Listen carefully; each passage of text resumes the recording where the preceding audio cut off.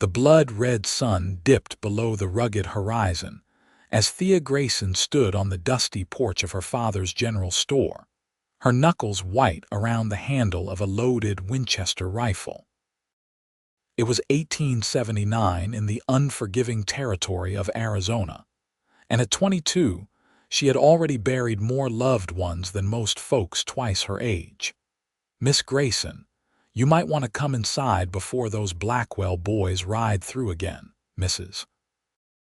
Hadley called from the doorway, her weathered face creased with concern. Thea adjusted the faded blue calico dress that had once belonged to her mother, refusing to budge. "They can threaten all they want, but I'm not selling this store. Not now, not ever." 3 months had passed since her father's death, a riding accident that conveniently occurred the day after he'd refused Silas Blackwell's offer to purchase the only general store in Promise Creek. Now the vultures were circling, expecting a grieving daughter to fold under pressure. The distant thunder of hoofbeats drew her attention to the main street. But instead of the Blackwell gang, a single rider approached, his broad-shouldered silhouette outlined against the darkening sky. The stranger rode tall in the saddle, his horse a magnificent chestnut stallion kicking up dust as they came to a stop in front of the store. "Evening, madam," the man said, tipping his hat. His voice carried the rough edges of someone who'd seen hard times, but there was a gentleness beneath it that caught Thea off guard. "Store's closing," she replied curtly, keeping the rifle visible. The stranger dismounted with fluid grace, revealing his considerable height. His face, partially shadowed by his wide-brimmed hat, bore the weathered look of a man who'd spent years under the merciless western sun. But it was his eyes, clear blue and startlingly honest, that made Thea hesitate. "Not looking to shop," he said. "Name's Cole Blackett. Heard you might be in need of some help." Thea's grip on the rifle tightened. "And who told you that?" "Sheriff Daniels over in Tucson. Said Promise Creek's lost its lawman and gained some trouble. Thought I might find work here." He glanced at her rifle with the hint of a smile. "Though seems like you're handling things just fine." "We're managing," Thea said, even as her mind raced. The store had been struggling since her father's death, and the ranch hands who once protected them had scattered when the money ran thin. "What kind of help were you offering, Mr. Blackett?" "Whatever kind you need." He removed his gloves, revealing calloused hands. "I can handle stock, mend fences, or deal with unwelcome visitors. I'm also handy with a ledger, if that helps." Thea studied him with suspicion. Men didn't just appear offering help without wanting something in return. "And what would you be wanting in exchange? Room, board, and fair wages when you can afford them." His gaze swept over the store and the small house attached to it. "Been riding for weeks, looking to stay put for a while." Before Thea could respond, the sound of multiple horses approaching from the east end of town made them both turn. 3 riders materialized in the gathering dusk, their expressions hardening when they spotted Cole. "Looks like I arrived just in time for the welcoming committee," Cole murmured, casually moving to stand between Thea and the approaching men. "That's Vernon Blackwell and his brothers," Thea whispered. "They work for their Uncle Silas. They've been making it clear I'm not wanted here." The 3 riders pulled up in front of the store, Vernon's thin lips curling into what might have been a smile on a less unpleasant face. "Well now, Miss Grayson, I see you found yourself some company. Didn't figure you for the type to hire drifters." "Just passing through," Cole said easily, though Thea noticed his right hand now rested closer to the holster at his hip. "Something I can help you gentlemen with." Vernon's eyes narrowed. "This isn't your business, stranger. We've got private matters to discuss with Miss Grayson here." "Nothing's private about your uncle's offers, Vernon," Thea called out, stepping forward despite Cole's subtle move to block her. "And my answer remains the same. This store is not for sale."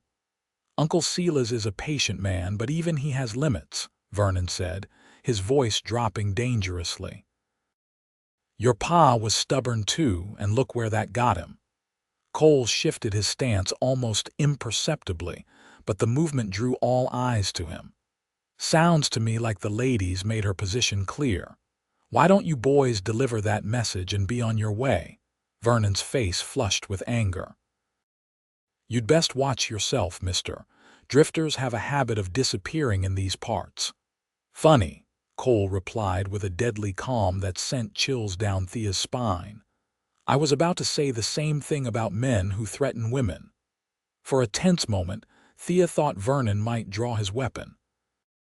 Instead, he spat in the dust and yanked his horse around. This ain't over, Grayson. Not by a long shot. Uncle Silas will have this store one way or another. As the three men rode away, Thea let out the breath she hadn't realized she was holding. Thank you, she said quietly. Though you've probably just made yourself a target. Cole's smile didn't quite reach his eyes. Wouldn't be the first time. He turned to face her fully. So, about that job, Thea hesitated. Taking on a stranger, especially one who handled himself like Cole Blackett, could bring more trouble. But she was running out of options, and there was something about him that made her want to trust him, despite years of careful wariness. Room and board, she finally said. And a small wage when I can manage it, but I have conditions. Name them. No trouble in my store. No drinking on the job. And if I find out you're working for Silas Blackwell or anyone else who wants me gone, I'll shoot you myself. The corner of Cole's mouth lifted in a half-smile. Fair enough. I don't drink much anyway, and I've got no love for men who use intimidation to get their way. Thea nodded sharply, already questioning her decision. There's a small room behind the storeroom. It's nothing fancy, but it's yours if you want it. You can stable your horse out back. I appreciate it, Miss Grayson. Thea, she corrected. If you're going to be working here, you might as well use my name. Thea, he repeated, and something in the way he said it made her chest tighten unexpectedly. You can call me Cole. She gestured toward the store. Come on then. I'll show you where everything is before it gets completely dark. As she led him inside, Thea couldn't shake the feeling that letting Cole Blackett into her life was either going to be her salvation or her biggest mistake. Only time would tell which. The first week with Cole Blackett working at Grayson's general store passed in a blur of activity. True to his word, Cole proved himself handy with everything from inventory to repairs, tackling the long list of tasks that had accumulated since Thea's father died. What surprised her most wasn't his efficiency, but his attention to detail, the way he remembered customers' names after a single introduction, how he seemed to anticipate what she needed before she asked. You've done this before, Thea observed one evening as they closed up shop. She watched him organize the day's receipts with practiced ease. Cole glanced up, his fingers not pausing in their work. My mother ran a small trading post near Fort Laramie when I was growing up. Learned the business from her. And what brought you all the way to Arizona? Thea asked, curiosity finally overcoming her usual reserve. A shadow passed across his features. Change of scenery, he said simply, and Thea recognized the wall that came up, the same one she erected whenever anyone asked about her mother's death or her father's accident. Well, whatever the reason, the customers seem to like you, she conceded, changing the subject. It was true. Even Mrs. Hadley, who viewed all strangers with suspicion, had warmed to Cole after he'd fixed her wagon wheel at no charge. People are the same everywhere, Cole replied. They just want to be treated fairly and with respect. He finished with the receipts and handed them to her. Profits are up 15% from last week. Thea scanned the neat columns of figures, impressed despite herself. Maybe I should have you manning the counter more often. Or maybe word's getting around that Grayson's isn't closing after all, Cole suggested. People come back when they know a place has staying power. Before Thea could respond, the door swung open despite the closed sign. Sheriff Tom Porter, newly appointed after the previous sheriff's sudden resignation, sauntered in, thumbs hooked in his belt. "Evening, Miss Grayson," Porter said, deliberately ignoring Cole. At 40, Porter was a recent arrival to Promise Creek himself, but his quick appointment to the vacant sheriff's position had raised eyebrows. Rumors that he was on Silas Blackwell's payroll hadn't taken long to circulate. "We're closed, Sheriff," Thea said coolly.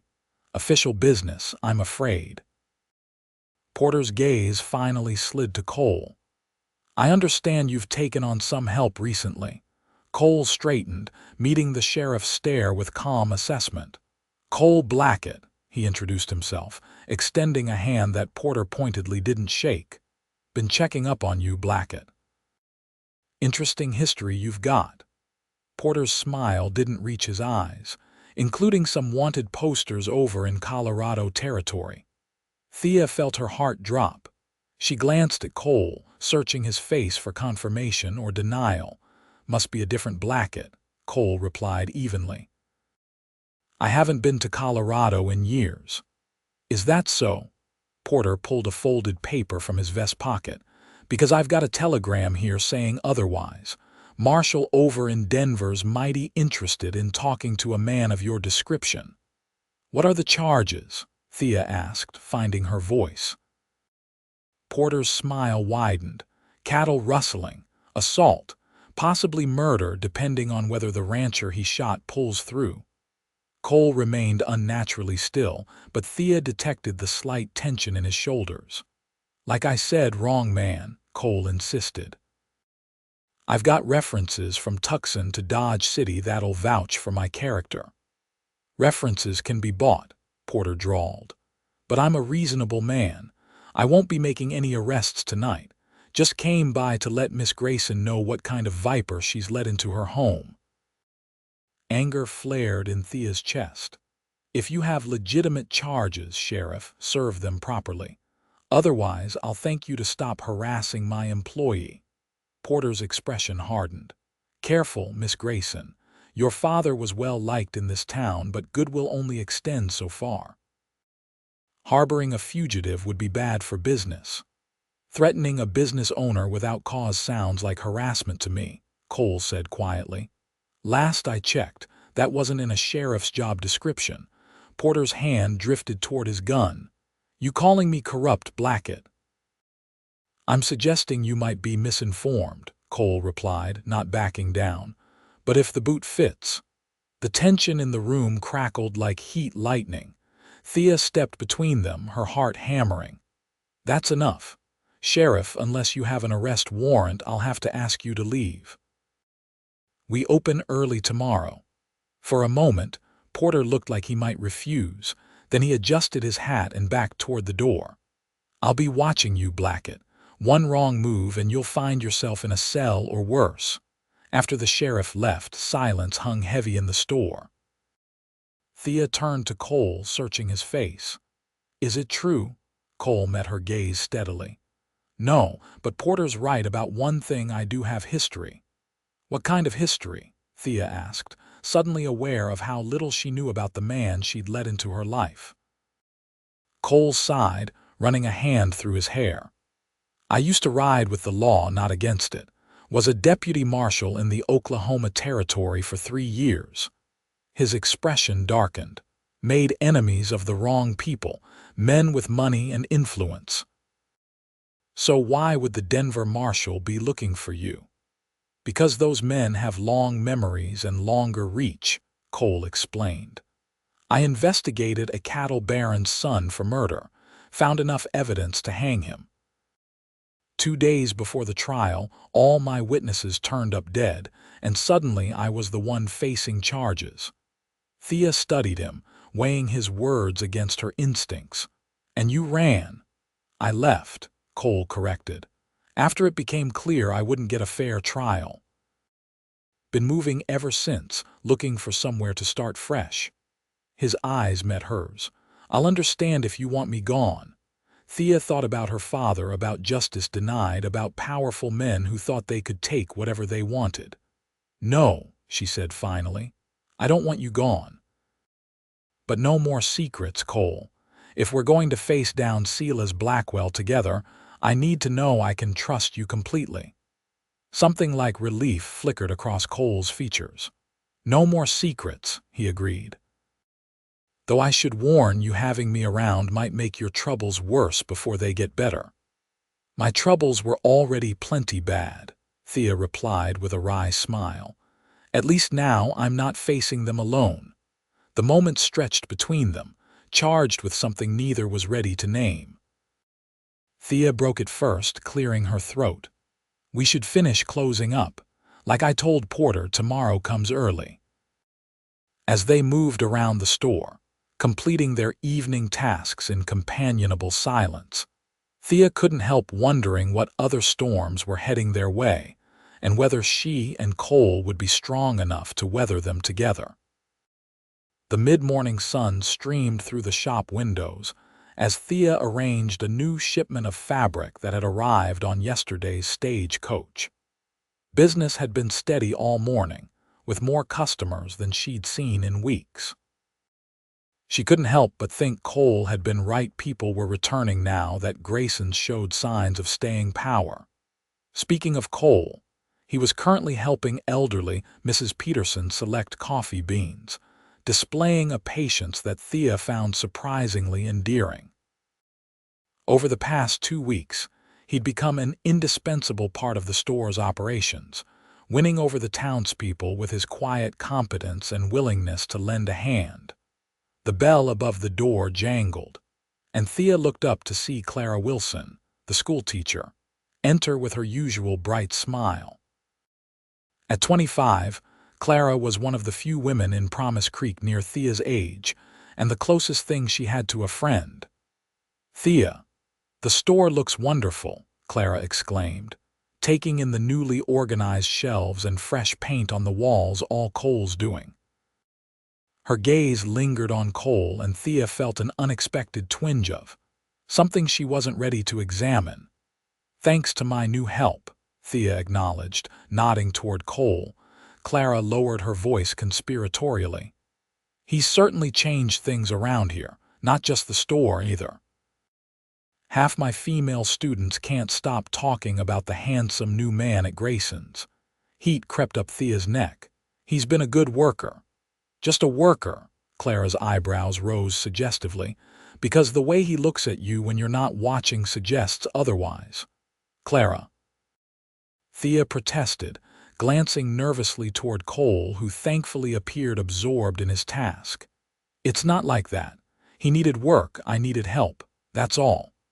Clara looked unconvinced but mercifully changed the subject. "Well, I actually came by for those books I ordered. The children are so excited about starting a proper library at the schoolhouse." "They came in yesterday," Thea said, grateful for the distraction. She moved toward the back room where special orders were kept.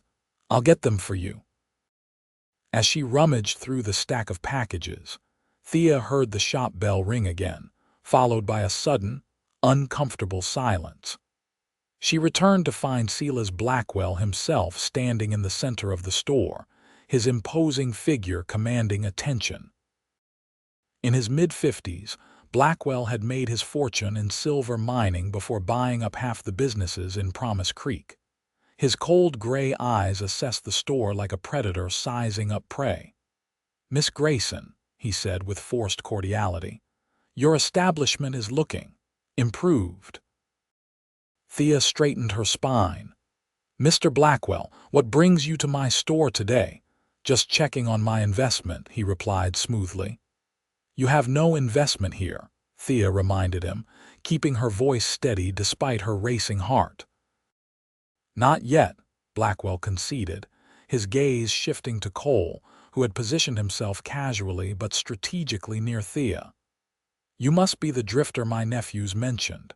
Interesting choice of employee, Miss Grayson." "Cole Blackett," Cole introduced himself with a nod but didn't offer his hand. Blackwell's eyes narrowed slightly. Blackett, that name sounds familiar. It's a common enough name, Cole replied. Perhaps. Blackwell's attention returned to Thea. I came to make you another offer, Miss Grayson. Your father was unreasonable in his refusal to sell. I'm hoping you might show better judgment. My judgment tells me this store isn't for sale, Thea said firmly.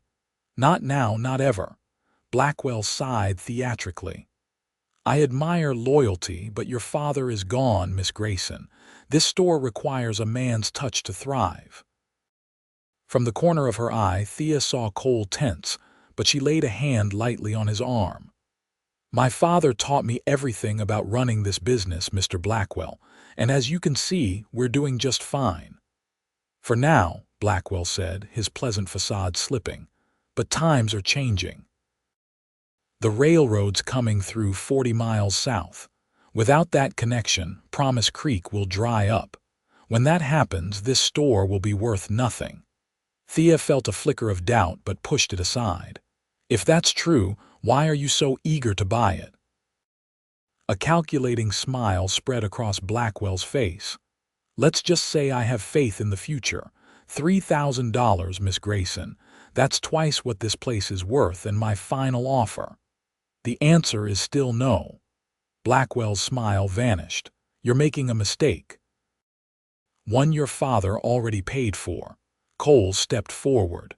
Sounds like you're implying something about Mr. Grayson's death. I'm implying nothing, Blackwell said coldly.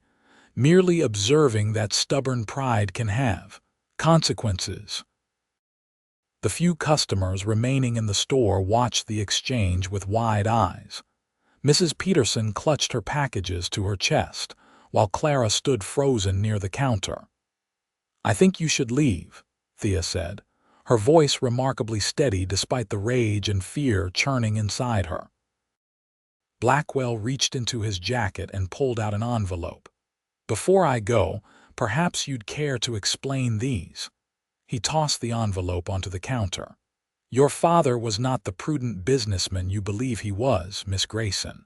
With trembling fingers, Thea opened the envelope. Inside were promissory notes, loans her father had taken out against the store, loans she knew nothing about made payable to Silas Blackwell. $2,000 plus interest, Blackwell said smoothly. Due in full by the end of the month. Thea stared at the papers, her mind reeling. These can't be real. My father would never. Your father was desperate to keep this place afloat after last year's drought drove away half his customers, Blackwell interrupted. He came to me, not the other way around.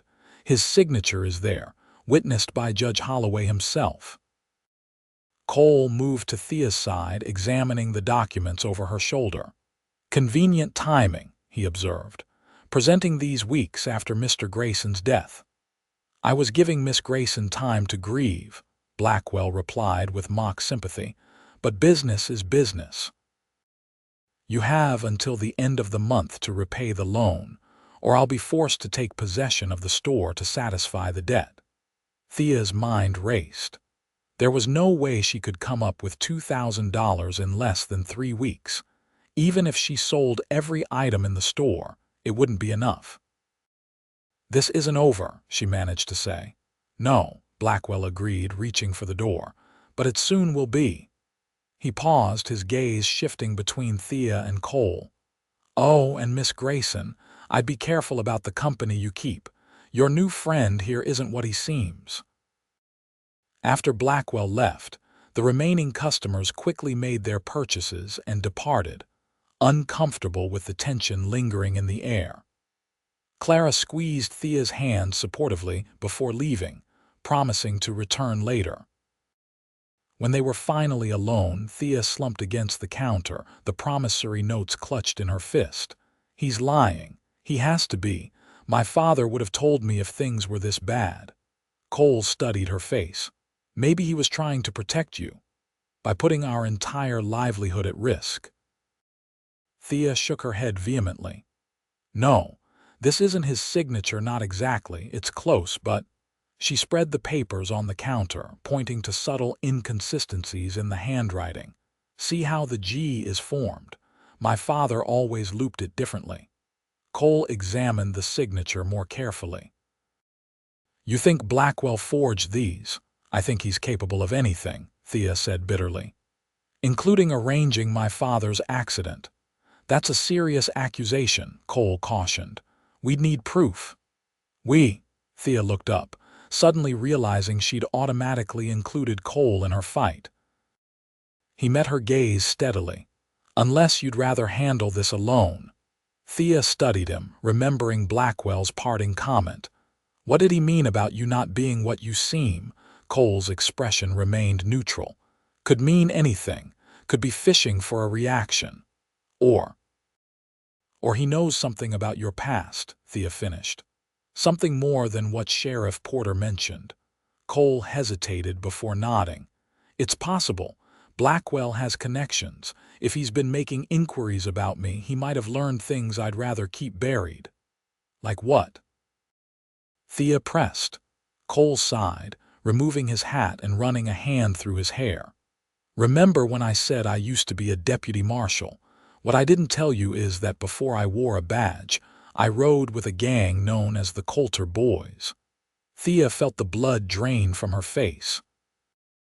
The Coulter Boys had been notorious throughout the territories for a string of bank robberies in the early 1870s. You were an outlaw. I was young and stupid, Cole admitted. Got caught up with the wrong crowd after the war. Did things I'm not proud of. His eyes met hers, unflinching. Never killed anyone. But I helped rob 2 banks before I got shot and left for dead by my own gang during a job that went wrong. And then you became a lawman? Thea asked incredulously. The marshal who found me gave me a choice: help him bring down the Coulter Boys or hang with them. Cole's mouth twisted in a humorless smile. Wasn't a hard decision. After we got them, he offered me a deputy position. Said my experience on both sides of the law could be useful. Thea absorbed this information, struggling to reconcile it with the man she'd come to know over the past weeks. Why tell me now? Because if Blackwell knows about my past, he'll use it against you, against us. Cole's expression was grave. And because I promised you no more secrets. Thea turned away, needing space to think. Her mind raced with implications. If Blackwell exposed Cole's past, any support they had in town would evaporate. No one would believe their claims about the forged loans, especially with a former outlaw making the accusations. If you want me gone, just say the word, Cole said quietly behind her. Might be better for you if I left now before Blackwell plays that card. Thea turned back, her decision already made. No. You're not running and neither am I. If Blackwell wants a fight, we'll give him one. Relief flickered across Cole's features. It won't be easy. Men like Blackwell don't play fair. Then neither will we, Thea declared, a fierce determination taking hold. First, we need to find proof these loan documents are forged. Then we need to figure out what really happened to my father. Cole nodded, his expression serious. And we need to do it fast. 3 weeks isn't much time. No, Thea agreed, gathering up the promissory notes. But it's all we've got. As they began to formulate a plan, Thea realized that despite the shock of Cole's revelation, her trust in him remained unshaken. Perhaps it was foolish. Perhaps it was desperation. But something deeper told her that Cole Blackett, former outlaw or not, was exactly the ally she needed in this fight. What she wasn't ready to acknowledge, even to herself, was how quickly he was becoming much more than that. The next morning, Thea woke before dawn, her mind still churning with everything that had happened. She dressed quickly in a practical skirt and blouse, pinning her chestnut hair into a simple twist. The house felt different with Cole's presence less empty, somehow, though he was careful to maintain a respectful distance. When she entered the kitchen, She found him already there, coffee brewing on the stove. He looked up from the papers spread across the table. "Couldn't sleep," he explained, pushing a cup toward her as she sat down. "Been going through your father's ledgers." Thea accepted the coffee gratefully. "Find anything?" "Maybe." Cole indicated several entries. "According to these, your father made significant cash deposits around the same time Blackwell claims he took out those loans." Thea frowned, scanning the neat columns of figures. Her father had always been meticulous with his bookkeeping, insisting she learn the system too. "That doesn't make sense. Why would he be depositing cash if he needed to borrow money?" "Exactly." Cole leaned back, watching her process this information. "Either the loans are complete fabrications or my father was using them to hide something," Thea finished, her frown deepening. "But what?" Before Cole could respond, a sharp knock at the back door interrupted them. Cole was on his feet instantly, hand dropping to his gun. "It's just me," called Clara's voice. "I brought breakfast." Thea opened the door to find her friend balancing a basket of fresh biscuits, her face flushed with excitement. "Clara, it's barely dawn." "I know, but I couldn't wait to tell you," Clara said, stepping inside. She nodded a greeting to Cole before setting the basket on the table. "I think I know something about those loans Blackwell was waving around yesterday." Cole pulled out a chair for her. "We're all ears." Clara glanced nervously between them. "You have to understand, teachers hear things. Children repeat what their parents say at home, especially the little ones who don't know better." "What did you hear, Clara?" Thea prompted gently. "Billy Holloway, Judge Holloway's grandson, was talking about how his grandfather and Mr. Blackwell had a big argument last month." Clara lowered her voice conspiratorially. "The judge was shouting about forgery and fraud, saying he never witnessed any loan documents." Thea exchanged a quick look with Cole. "That supports what I suspected about the signatures." "There's more," Clara continued. "The judge threatened to expose Blackwell. 2 days later, he suffered a stroke and hasn't spoken a word since. He's bedridden up at his daughter's house on the north end of town. Just like my father's accident happened right after he refused to sell," Thea said bitterly. Cole's expression had hardened. "We need to talk to Judge Holloway." "His daughter Florence barely lets anyone see him," Clara warned. "She's terrified of losing her position in society. Her husband works for Blackwell's mining company." "Then we'll need to be creative," Cole said. He turned to Thea. "What about the bank? If your father did take out those loans, there should be records." "The bank manager, Mr. Phillips, is firmly in Blackwell's pocket," Thea replied with a sigh. "He won't help us." "But his assistant might," Clara interjected. "Jenny Wilkes has been sweet on my brother for months. I could ask him to speak with her." Hope flickered in Thea's chest. "That could work. We also need to find out more about my father's accident." Sheriff Miller, the previous sheriff, was the one who found him, but he resigned suddenly and left town right after Blackwell's nephews started pressuring me to sell. "Too many coincidences," Cole muttered. "Oh," Clara suddenly remembered something. "I nearly forgot. There's going to be a town social this Saturday. Everyone will be there, including Blackwell. It might be a chance to gather information. People tend to talk more freely at these functions, especially after the punch has been spiked." Thea bit her lip, considering. "I haven't been to a social since before my father died." "All the more reason to go," Clara insisted. "Show everyone that you're not backing down. Plus, it would give Cole here a chance to meet more townspeople, make some allies." "She's right," Cole agreed. "We need friends in this fight." Thea nodded slowly. "All right, but first, let's see what we can learn about those bank records and try to speak with Judge Holloway." The store was busy that day, leaving little time for investigation. Cole managed the counter while Thea made deliveries to several homebound customers, a service her father had always provided that she'd continued. Her last stop was the Wilson Ranch just outside town, where Clara's family raised horses. James Wilson, Clara's older brother, was in the corral training a spirited bay when Thea arrived. At 28, James was considered one of the most eligible bachelors in the county, though he seemed more interested in horses than matrimony. "Thea Grayson," he called, tipping his hat. "Been too long since you've graced us with your presence." "Been busy keeping wolves from the door," Thea replied with a wry smile, handing over the package of supplies his mother had ordered. James's expression grew serious. "Heard about Blackwell's latest move. Man's a snake." "A well-connected snake," Thea corrected. "Has Clara spoken to you about Jenny Wilkes?" "She has," James confirmed, leading Thea toward the shade of a large oak. "I'm calling on Jenny tomorrow. She's already hinted that something fishy's been happening with Blackwell's accounts." "Be careful, James. Blackwell's dangerous." "So am I when pushed," James replied with a grim smile.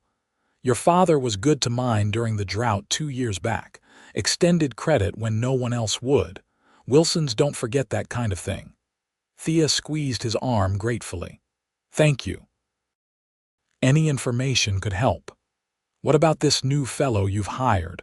Clara seems to think he walks on water." "Cole's been invaluable," Thea said carefully. James studied her face. "Just be careful, Thea. Man shows up right when you're most vulnerable, right before Blackwell makes his big move. Timing's convenient." The doubt that had briefly surfaced when Cole revealed his outlaw past flickered again. "You think he might be working for Blackwell?" "I think trust should be earned, not given," James said simply. "But if you vouch for him, that's good enough for me." By the time Thea returned to the store, the afternoon was waning.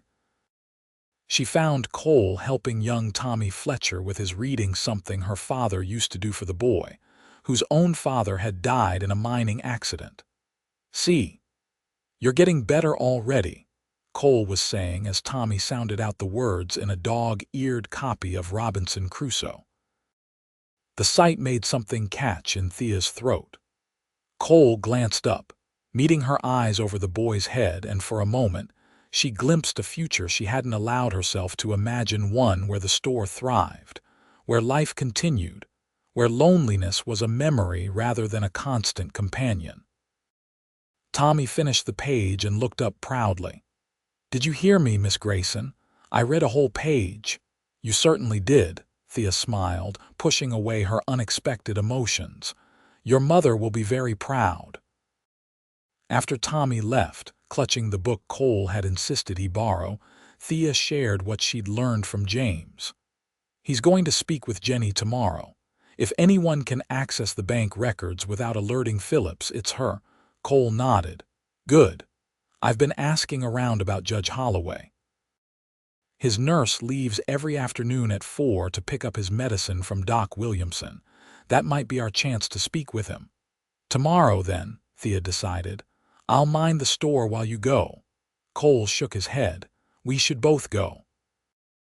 If the judge can confirm the forgery, he'll need to identify your father's real signature versus the fake one."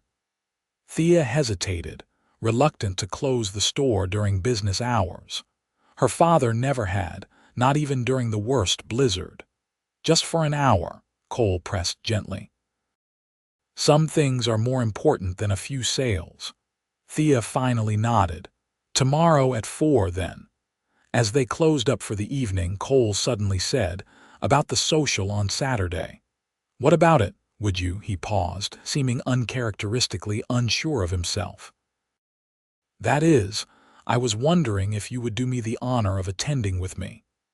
Thea blinked, surprised by the formality of the request. "I thought we'd already decided to go. Together, yes. But I'm asking properly, as your escort, not just as your employee." The distinction made Thea's heart beat a little faster. "People will talk." "People already talk," Cole pointed out with a half smile. "Might as well give them something worth talking about." Despite herself, Thea smiled back. "Very well, Mr. Blackett, I accept your invitation." The next day at precisely 4 o'clock, Thea hung the "closed for deliveries" sign on the door, and she and Cole made their way to the Holloway residence on the north side of town. The house was one of the largest in Promise Creek, a testament to the judge's former standing in the community. "Remember," Cole murmured as they approached the back door, "if his daughter's home, we're just bringing a gift from the store."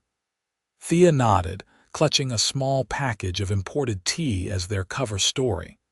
Cole knocked softly, and after a moment, a harried-looking young woman opened the door.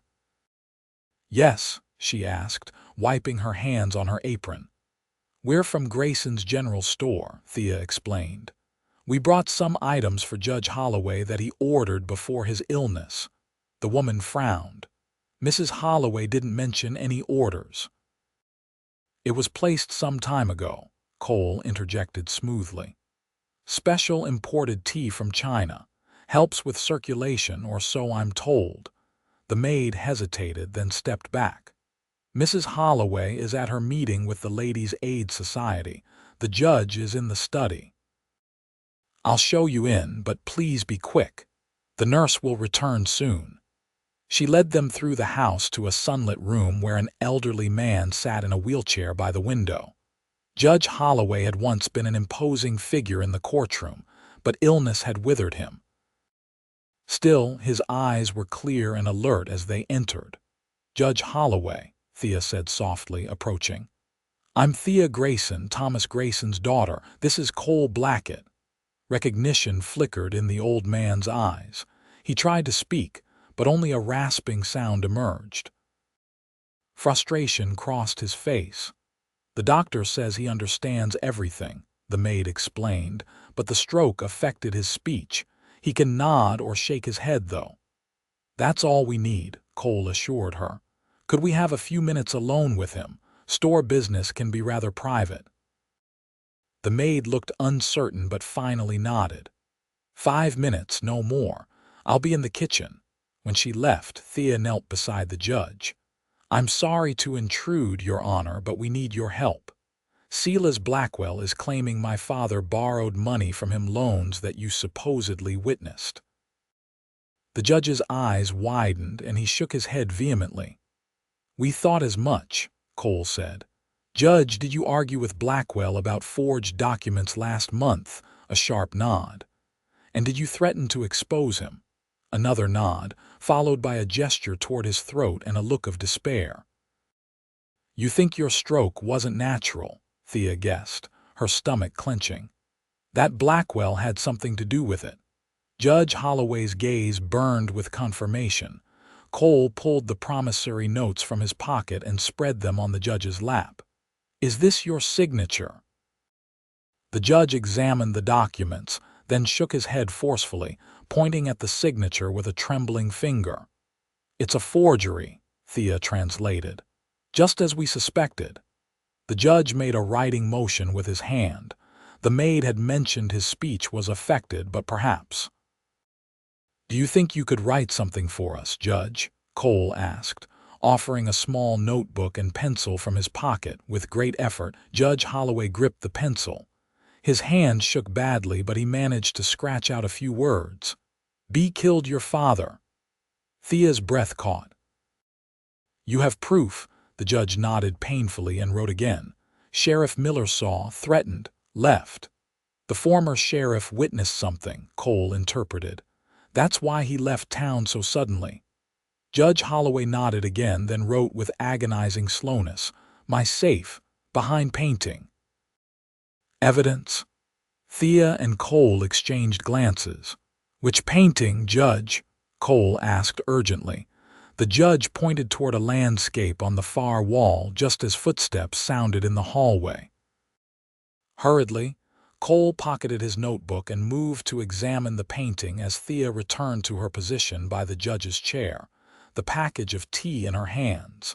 The maid appeared at the door. "The nurse will be back any minute.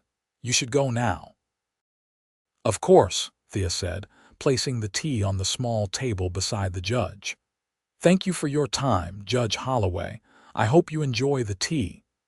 As they left, the judge caught Thea's hand, squeezing it weakly. His eyes conveyed what his voice could not, a warning and a promise. Outside, they walked briskly back toward the store, neither speaking until they were well away from the house. "We need to get into that safe," Cole said finally. "How? We can't exactly break into the judge's house." "No," Cole agreed, "but there might be another way." "The social on Saturday, Florence Holloway will be there." Understanding dawned on Thea's face. "While everyone's at the social." "Exactly," Cole confirmed, "but we'll need help." "Clara and James," Thea suggested immediately. "They'd help us." Cole nodded. "Let's hope James has good news from Jenny Wilkes first. The more evidence we have, the better."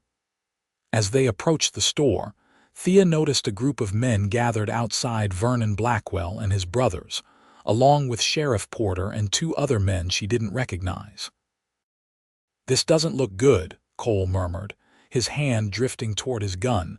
Vernon spotted them and nudged his companions. "Well, look who's finally returned. Playing hooky from work, Miss Grayson." "I'm allowed to close my own store when needed, Mr. Blackwell," Thea replied coolly, moving to unlock the door. "Funny timing," Porter interjected. "Right when we came by to discuss some important business." Cole positioned himself subtly between Thea and the men. "What kind of business, Sheriff?" Porter smirked. "Official business. Received another telegram from Denver today. Seems you're wanted in more places than I initially thought, Blackett.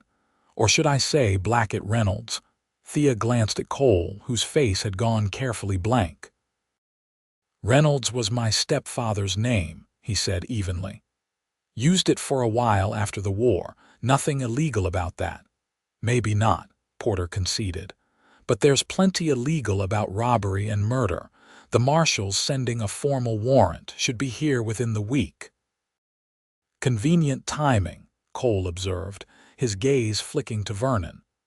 "Right when we're making progress on proving those loan documents are forgeries." Vernon's eyes narrowed. "Watch your accusations, Drifter." "It's not an accusation if it's true," Thea said, finding her voice. "We've just spoken with Judge Holloway." A flicker of alarm crossed Vernon's face before he could mask it. "The judge can barely string two words together. Whatever you think he told you won't hold up." "Maybe not alone," Cole agreed, "but combined with the bank records your uncle falsified." That might be different. Now it was Sheriff Porter who looked uneasy. "What bank records?" "The ones showing my father made deposits at the same time Blackwell claims he took out loans," Thea explained, taking a calculated risk. James hadn't yet confirmed this information from Jenny, but the men's reactions would be telling. Vernon and Porter exchanged glances, confirming Thea's suspicions. Something was definitely wrong with those records. "Lies won't save your store, Miss Grayson," Vernon snarled. "Uncle Silas gets what he wants one way or another. Always has, always will." "Not this time," Thea replied, standing her ground. Porter stepped forward menacingly. "I'd be careful making accusations against prominent citizens, Miss Grayson. Your reputation in this town isn't as solid as you might think, particularly given the company you keep." He jerked his head toward Cole. "A wanted man living under your roof. People are starting to talk." Heat flushed Thea's cheeks, but anger overrode embarrassment. "The only reputation in question is Silas Blackwell's once the truth comes out." "You have until the end of the month to pay the debt," Vernon reminded her. "After that, the store belongs to my uncle. As for your guard dog here," he glared at Cole, "he'll be in a cell or a coffin long before that." With that parting threat, the men sauntered away, leaving Thea and Cole standing in tense silence. "They're getting nervous," Cole observed, watching them go. "We must be on the right track." Thea unlocked the store door with unsteady hands. "But we're running out of time. If that warrant arrives, it won't matter if we can prove." Blackwell forged those documents and had something to do with your father's death, Cole assured her, following her inside. The question is, what was in that safe that the judge thought could prove it? Before Thea could respond, James Wilson burst through the door, his face flushed with excitement. "Thea, you won't believe what Jenny found." Thea's heart leaped. "The bank records," James nodded, glancing at Cole briefly before continuing. "Better than that. She found a second set of books, ones Phillips keeps hidden from the bank examiners. There are entries showing large sums moving between Blackwell's accounts and your father's, but not as loans." "What then?" Cole pressed. "Payments," James revealed triumphantly. "Your father was selling something to Blackwell, not borrowing from him." Thea frowned in confusion. "Selling what? We had nothing Blackwell would want except the store itself." "That's the interesting part," James said. "The ledger entries are coded, but Jenny says they match patterns she's seen in Blackwell's mining company accounts. Something about special acquisitions." Cole's expression sharpened. "Your father's store is on the main supply route from the east. Perfect cover for moving items without drawing attention." "You think my father was helping Blackwell smuggle something?" Thea asked incredulously. "Not willingly," Cole said slowly, pieces falling into place. "What if Blackwell was forcing him to receive shipments of something illegal? Something valuable enough to kill for when your father threatened to expose him." "But what?" Thea wondered. James lowered his voice. "Jenny overheard Phillips talking about a shipment of hardware arriving for Blackwell next week. Except it's coming from Mexico, not back east where hardware suppliers are." "Guns," Cole concluded grimly. "Blackwell's smuggling weapons, probably selling them to both sides in the Apache conflicts down south. It's profitable but highly illegal." The revelation struck Thea like a physical blow. "My father would never willingly participate in gun running. He believed in peace with the native tribes. Which is why he must have threatened to expose Blackwell," Cole reasoned. "And why Blackwell had him killed." James nodded soberly. "Jenny's willing to testify about the falsified records, but she's scared. Phillips has already noticed her asking questions." "Tell her to be careful," Thea warned. "The judge implied that Blackwell had something to do with his stroke after he threatened to expose the forgeries. And now porters conveniently receive telegrams about my past," Cole added. "They're trying to discredit us before we can gather enough evidence." James's expression hardened. "What do you need from me?" Thea explained their plan to access the judge's safe during the social. "We'll need a distraction, something to keep Florence Holloway occupied while we get into the study." "Consider it done," James assured them. "Clara and I will both help. Between the four of us, we'll find what we need to bring Blackwell down." After James left, Thea sank into a chair, overwhelmed by the day's revelations. "My father died because he tried to do the right thing." Cole knelt beside her, taking her hands in his. "And we're going to make sure everyone knows it. Blackwell won't get away with this, Thea, I promise you that." The conviction in his voice steadied her. Their eyes met and held, the connection between them deepening. For the first time since her father's death, Thea felt something beyond grief and fear, something warm and hopeful taking root in her heart. "I believe you," she whispered, and realized it was true. Despite everything, despite the danger closing in around them, she trusted Cole Blackett with her life and perhaps with her heart as well. Saturday arrived with unseasonable warmth, the kind of perfect spring day that seemed designed for town socials. Thea stood before her mother's cherished mirror, adjusting the blue silk dress she hadn't worn since before her father's death. The color brought out the amber flecks in her hazel eyes, and the modest cut still managed to hint at a feminine figure usually hidden beneath practical work clothes. A soft knock at her bedroom door preceded Cole's voice. "Thea, Clara's here." Says she needs to speak with you before we leave." "Coming," Thea called, pinning a simple cameo at her throat, her mother's, passed down when Thea was 16. She took a deep breath, steeling herself for the evening ahead. So much depended on their plan succeeding. When she emerged, the look on Cole's face made her pause. He stood frozen in the hallway, hat in hand, dressed in a clean black suit she hadn't seen before. For a moment he seemed unable to speak. "You look," he finally managed, "beautiful." A flush crept up Thea's neck. "Thank you, you clean up rather well yourself." The intensity of his gaze made her heart flutter uncomfortably. This was dangerous territory, feelings she couldn't afford while their future remained so uncertain.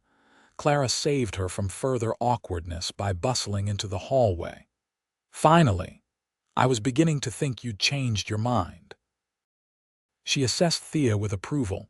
"Perfect, you'll be the belle of the social." "Hardly," Thea demurred. "What was so urgent?" Clara glanced at Cole, then back to Thea. "Florence Holloway has changed her plans. She's bringing her father to the social, says it'll be good for his spirits." "What?" Thea's stomach dropped. "That ruins everything. We can't get into the safe if they're both at the house." "Not necessarily," Cole interjected thoughtfully. "The judge wants us to find that evidence. Maybe he can help us." "How?" Clara asked.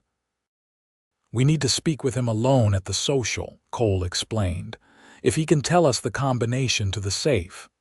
"And how do we get back into the house?" Thea pressed. "The maid will still be there." Clara smiled mischievously. "Actually, she won't. I happened to mention to Florence that she simply must give Maggie the evening off to attend the social. There's a new ranch hand she's sweet on who'll be there." "You're devious," Thea said admiringly. "I prefer resourceful," Clara replied with a grin. "So, new plan.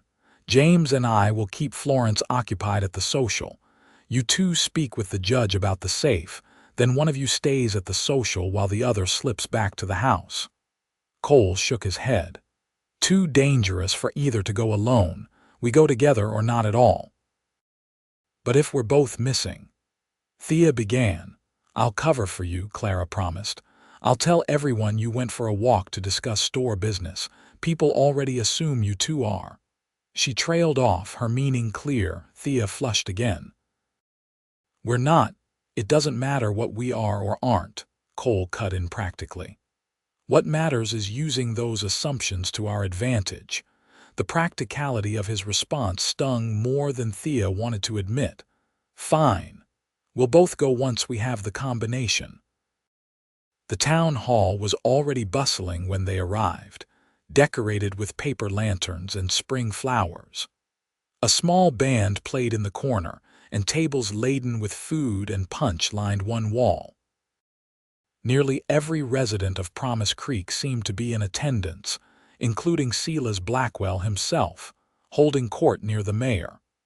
"Remember," Cole murmured as they entered, his hand warm against the small of Thea's back, "act natural. We're just here to enjoy the evening like everyone else."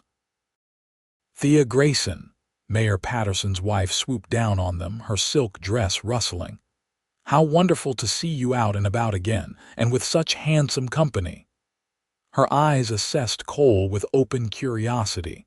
"Mrs. Patterson, may I present Cole Blackett," Thea said politely. "He's been helping me with the store."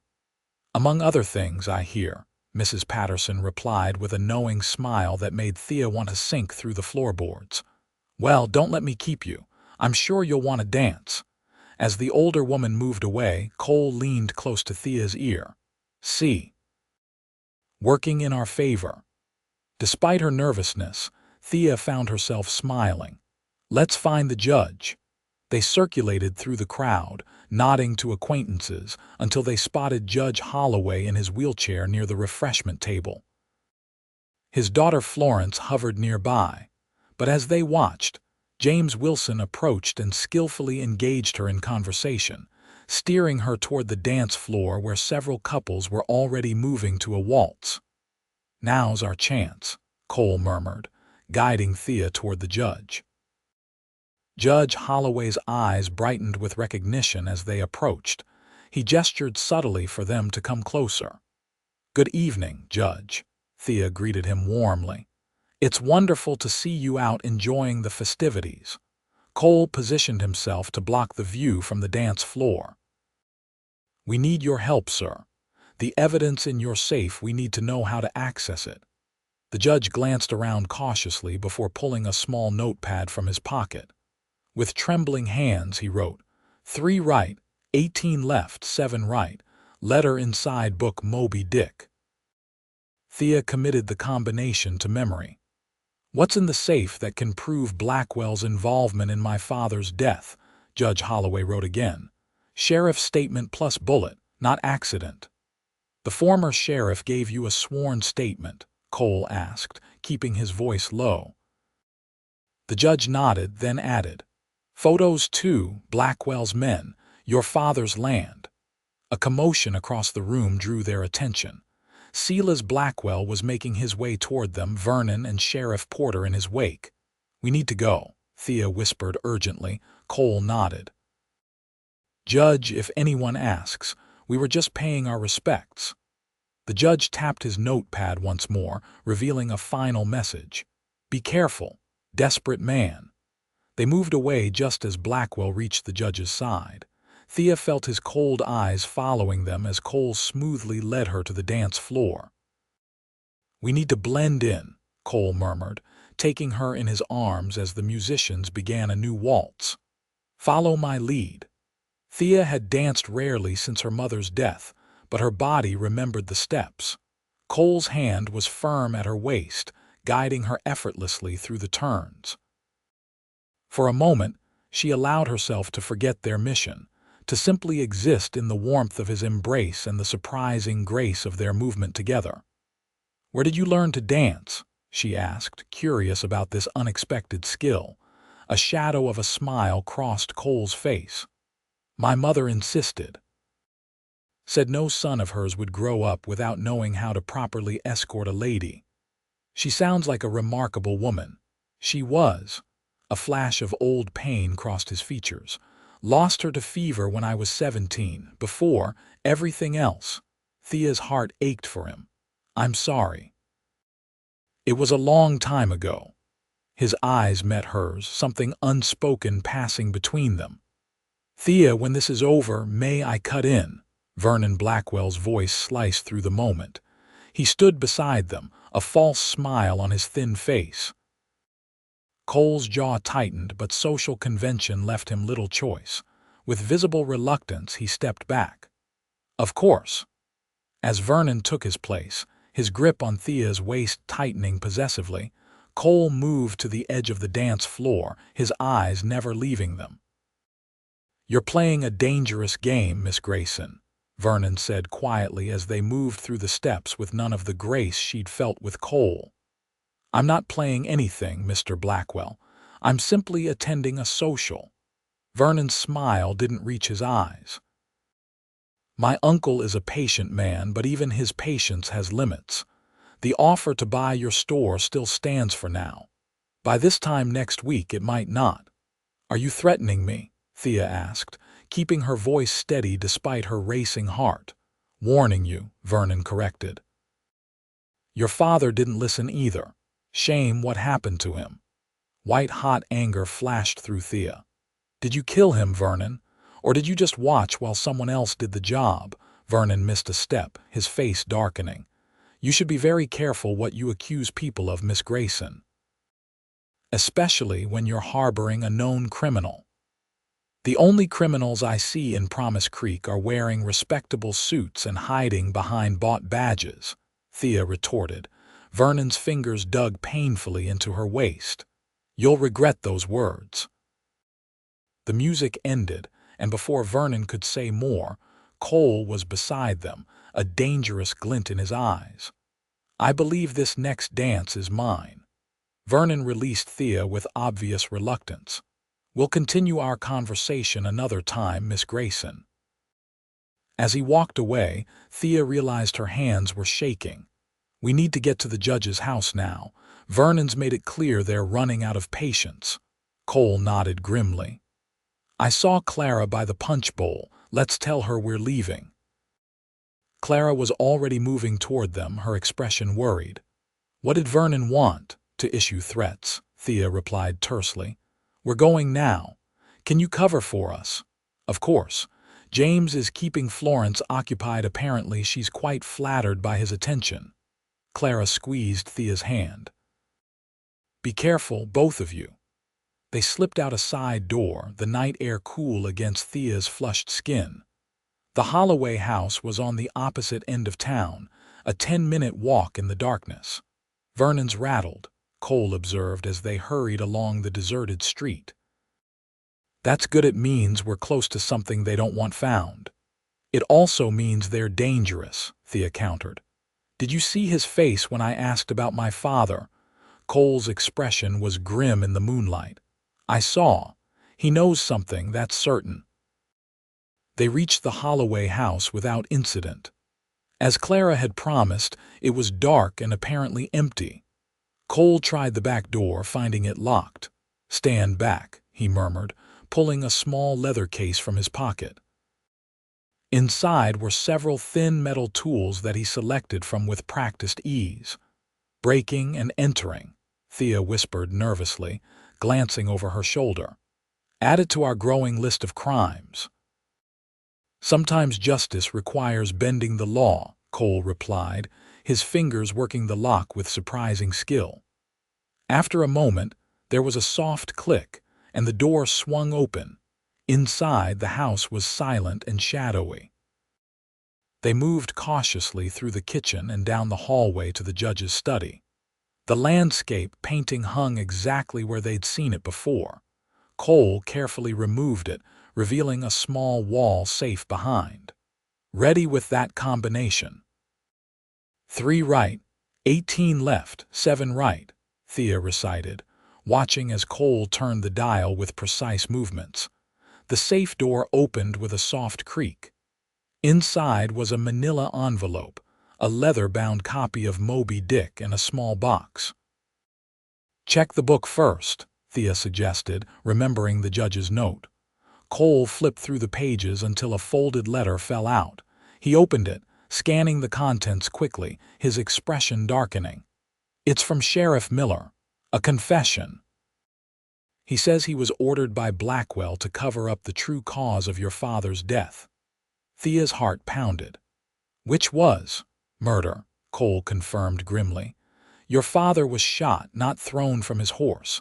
Miller helped stage the scene after Vernon and his brothers did the deed. He passed her the letter, opening the small box next. Inside was a misshapen bullet. The bullet that killed him? Thea asked, her voice barely audible. Cole nodded. Extracted during a secret autopsy Miller arranged before the burial. He was covering himself, making sure he had leverage if Blackwell ever turned on him. Thea's hands trembled as she read the confession. It says my father discovered Blackwell was using the store's regular shipments to smuggle weapons to both sides of the Apache conflicts.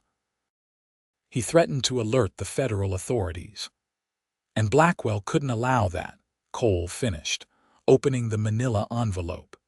Inside were several photographs showing crates being unloaded behind Grayson's general store at night, with Vernon Blackwell clearly visible directing the operation. Another showed what appeared to be rifles being transferred to Mexican traders. This is it, Thea breathed.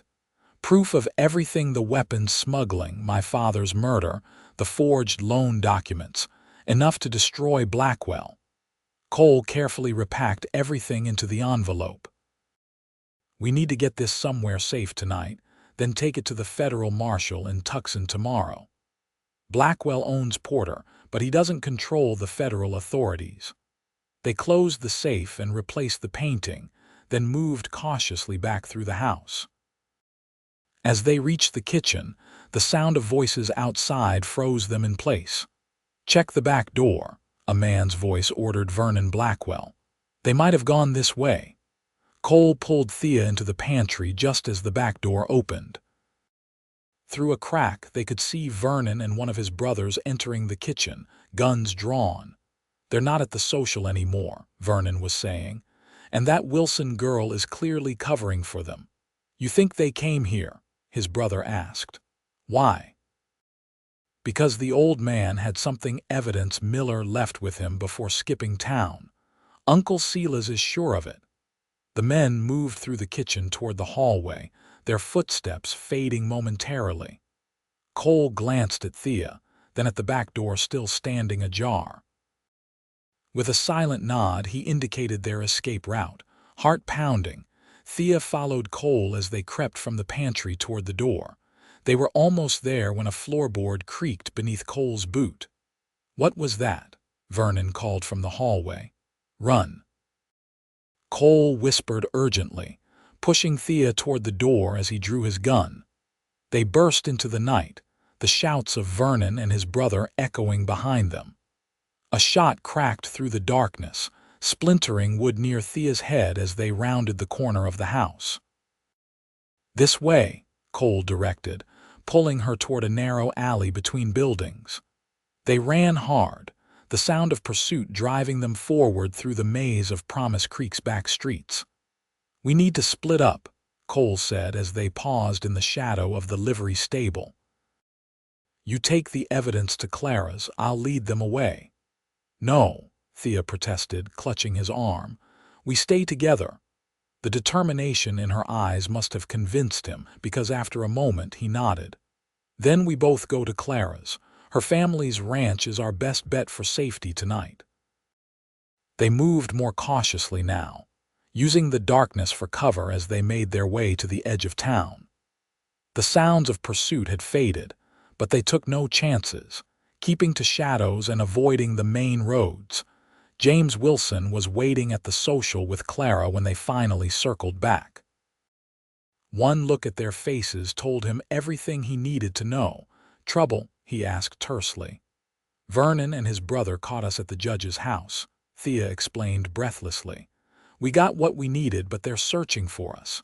James nodded grimly. "Our horses are behind the hall. You go with Clara to the ranch. I'll stay here to throw them off your trail." "Be careful," Thea warned. "They're desperate now." "So are we," James replied, his expression hard. "Go, I'll handle things here."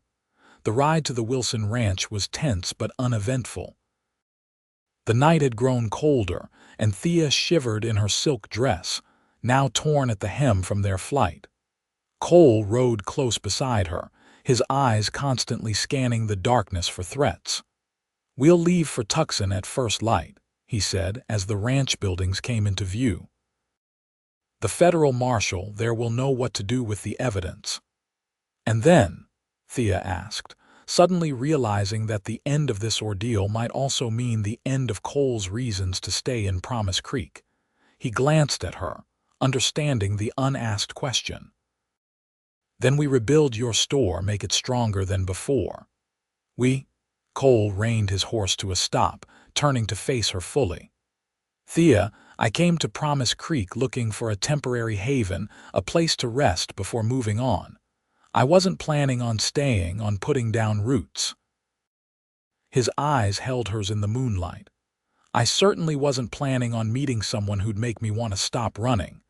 Thea's heart quickened. "Cole, let me finish," he said softly.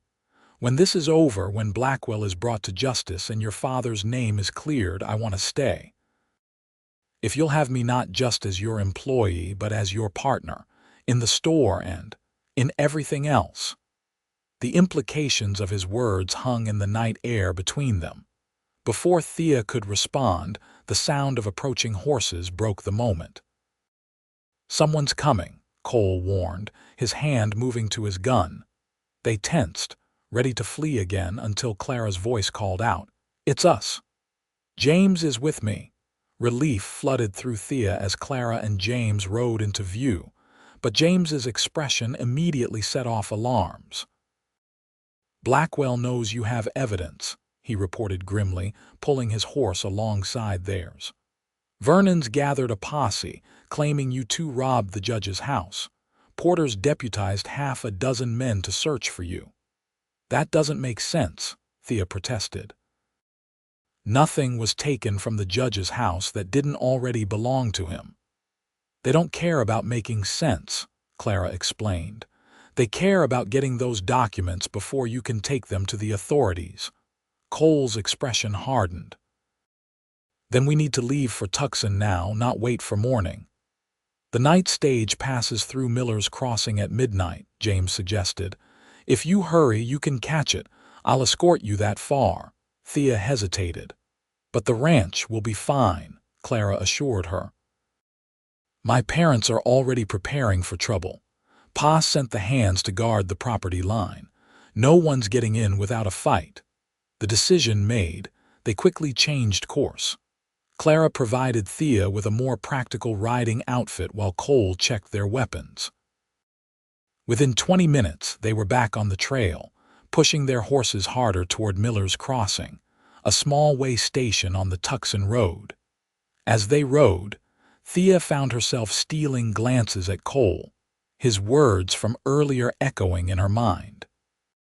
A partnership, he'd said in the store and in everything else. The implication was clear, but there had been no time to respond, no chance to tell him that somewhere between his arrival and now, he had become essential to her in ways that had nothing to do with Blackwell or the store. They reached Miller's Crossing with 10 minutes to spare.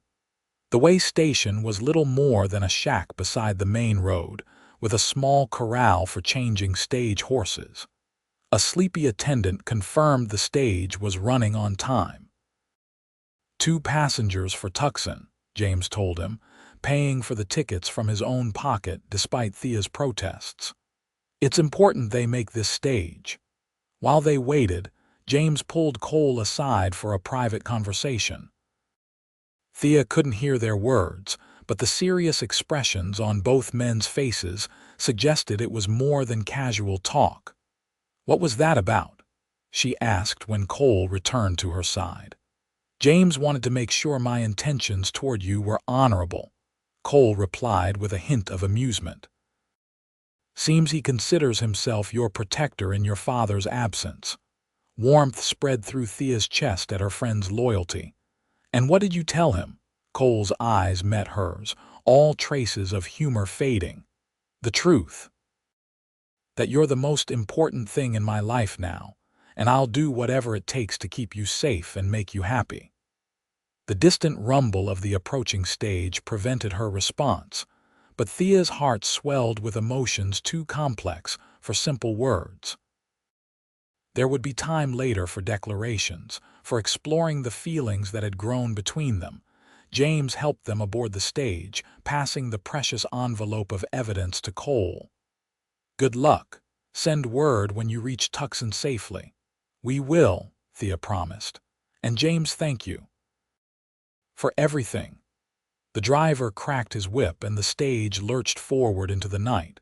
Inside, Thea and Cole were the only passengers, a stroke of luck that allowed them to speak freely. What do you think will happen when we reach Tucson? Thea asked, settling against the worn leather seat. Cole carefully stowed the envelope inside his coat. The federal marshal, there is a good man, I've worked with him before. Once he sees this evidence, he'll issue warrants for Blackwell and everyone involved. It might take a few days to organize a proper posse, especially if he wants to avoid tipping them off. And in the meantime, Promise Creek is at Blackwell's mercy, Thea said worriedly. James and the Wilsons can handle themselves, Cole assured her. And Blackwell won't risk anything too obvious while he's still trying to maintain his respectable facade. Thea wasn't entirely convinced, but there was little they could do now except continue their journey. As the stage rolled through the night, exhaustion began to take its toll. Despite her best efforts, her eyelids grew heavy. Rest, Cole encouraged softly. I'll keep watch. Thea hesitated, then allowed herself to lean against his shoulder. Wake me when it's my turn to watch. I will, he promised, though they both knew he wouldn't. As sleep claimed her, Thea felt Cole's arm encircle her protectively, his warmth a comfort against the chill desert night. Whatever tomorrow brought, at least they would face it together. The stage reached Tucson shortly after dawn, the bustling territorial capital already awake and humming with activity. Thea stepped down from the coach, wincing as her stiff muscles protested the movement.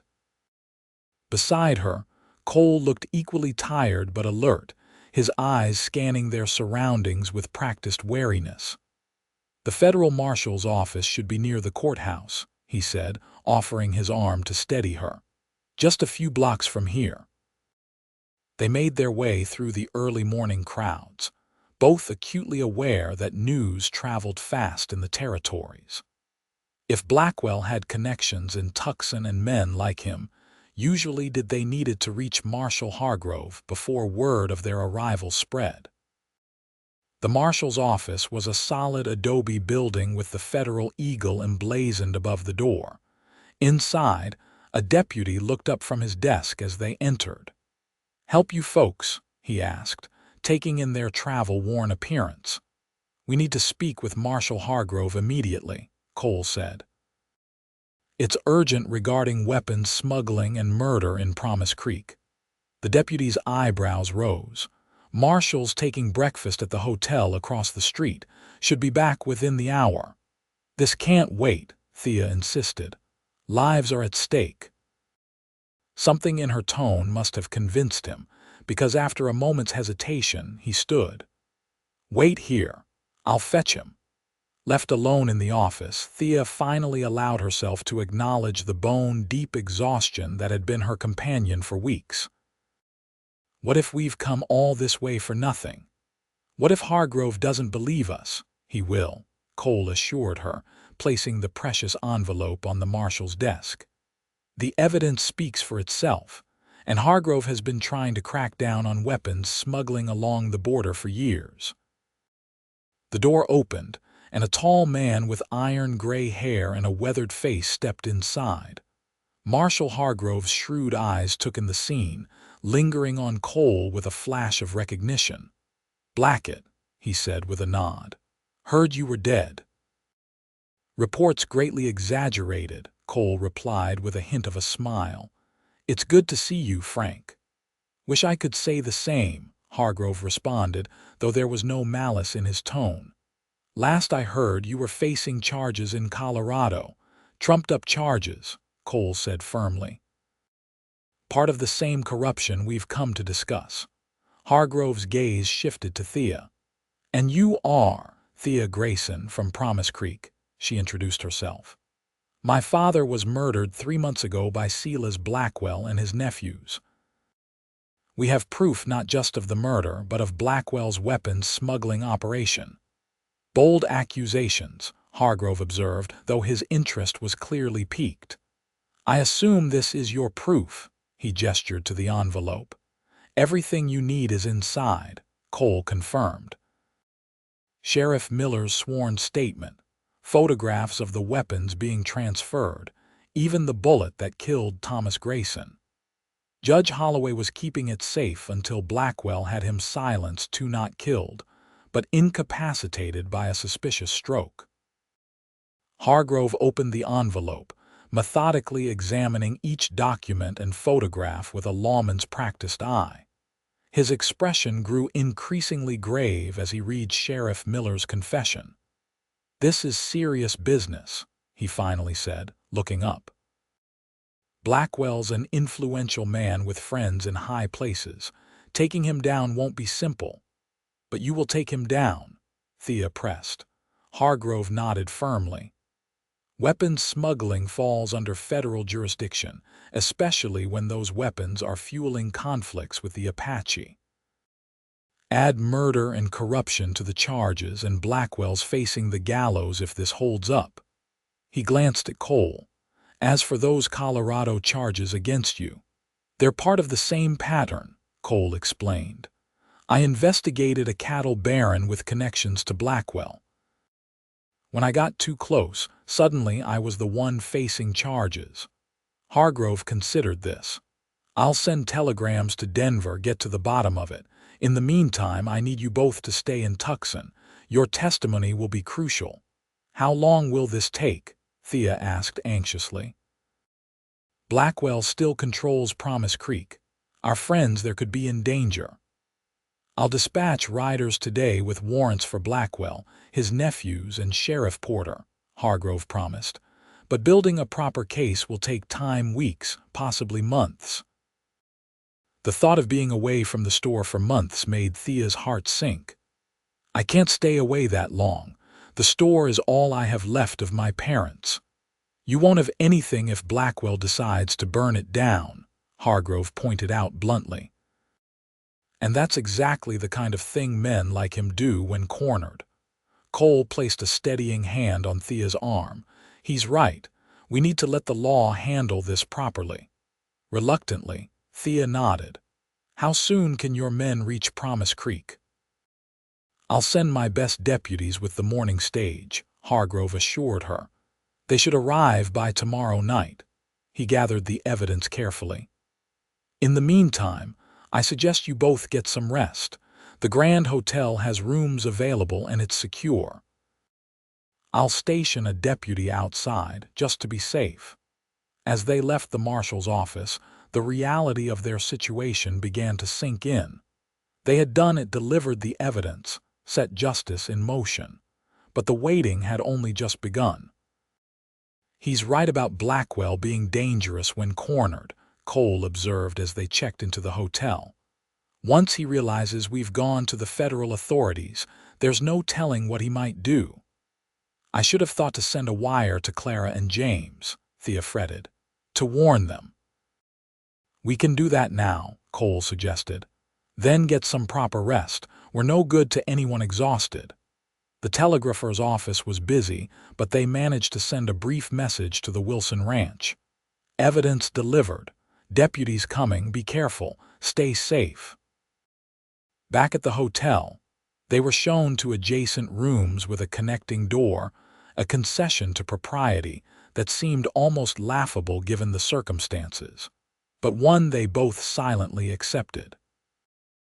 After arranging for baths and food to be sent up, they retreated to their respective rooms with promises to reconvene for dinner.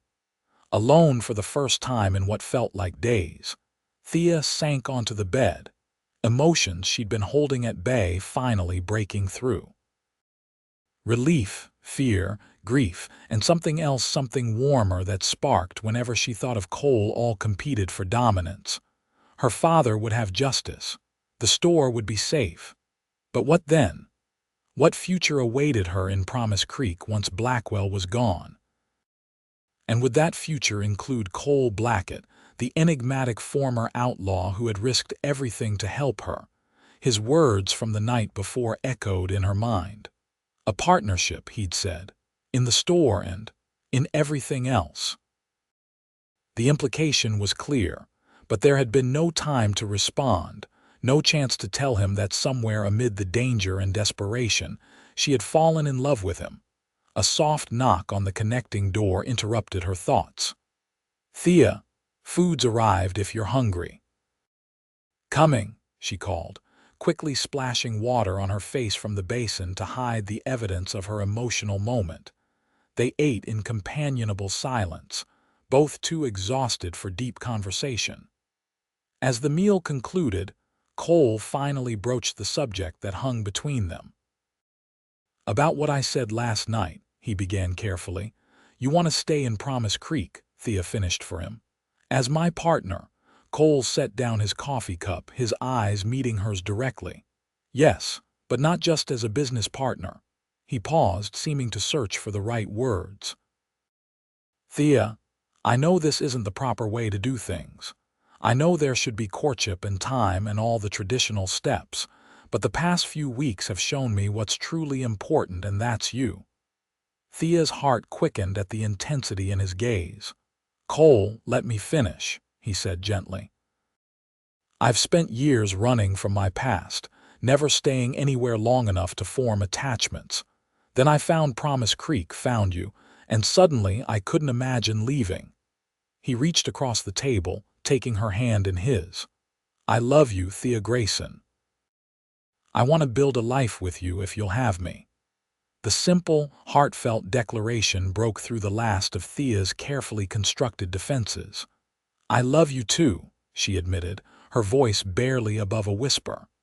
"I think I have almost from the beginning, though I tried not to." Cole's expression softened into a smile that transformed his entire face. "You shouldn't care for me," he said, echoing her thoughts with uncanny precision. "A former outlaw with a price on his head and too many dark chapters in his past." Thea squeezed his hand, her own smile breaking through. "You shouldn't care," she agreed softly, "but I do." Cole's eyes darkened with emotion. "Then I guess I shouldn't breathe either," he replied, his voice rough with feeling, "because loving you has become as necessary to me as drawing breath." The distance between them seemed suddenly unbearable. Thea stood, moving around the table until she stood before him. Cole rose to meet her, his hands coming to rest lightly on her waist. "What happens now?" she asked, searching his face. "Now," he said, drawing her closer, "I kiss you if that's acceptable." Instead of answering, Thea lifted her face to his. Their lips met in a kiss that began gently but quickly deepened, years of loneliness and weeks of unspoken longing crystallizing into this single, perfect moment. When they finally parted, both breathing unsteadily, Cole rested his forehead against hers. "When this is over," he promised, "we'll do things properly. I'll court you the way you deserve, build you a proper home beside the store, give you a life that honors your parents' legacy and creates our own." "I want that," Thea whispered, "all of it. With you." A sharp knock at the outer door broke the moment. Cole reluctantly stepped back, his hand moving instinctively to his gun as he called, "Who is it?" "Deputy Williams, sir. Marshal Hargrove sent me with news." Cole opened the door cautiously. The young deputy stood in the hallway, hat in hand, his expression troubled. "Marshal asked me to inform you. We received a telegram from Promise Creek about an hour ago. There's been trouble." Thea moved to Cole's side, dread coiling in her stomach. "What kind of trouble?" "Fire at the general store, madam. Someone burned it to the ground last night." The words hit Thea like a physical blow. Her store, her family's legacy, her home gone. She swayed slightly, grateful for Cole's steadying hand at her elbow. "Was anyone hurt?" Cole asked sharply. The deputy shook his head. "No casualties reported, but there's more." The telegram was from Clara Wilson. She says Blackwell's men have taken over the town. They've imprisoned her brother James on false charges, and Judge Holloway has disappeared from his home. "Blackwell's covering his tracks," Cole concluded grimly, "destroying evidence, silencing witnesses." "Marshal Hargrove's expedited the warrants," the deputy continued. "He's leading a posse himself, leaving at first light. He asks that you both remain here where it's safe." After the deputy left, Thea stood silent, staring unseeingly out the window. The store had been more than just a building, it had been her anchor, her connection to her parents, the physical manifestation of their dreams and sacrifices.